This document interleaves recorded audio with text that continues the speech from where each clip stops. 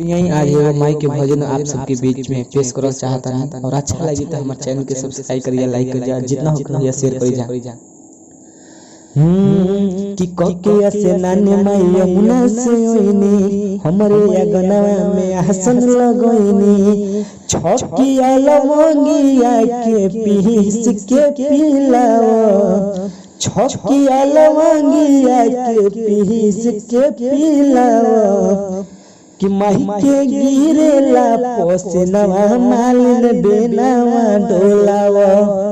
कि माही के गिरेला पोसनवा मालिन बेनवा डोलावा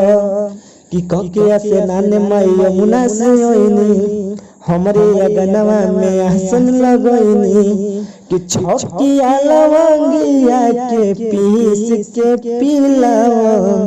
कि छकिया लवंगिया के पीस के पिलाओ कि माही के गिरेला पोसनवा मालिन बेनवा डोलावा कि माही के गिरेला पोसनवा मालिन बेनवा डोलावा।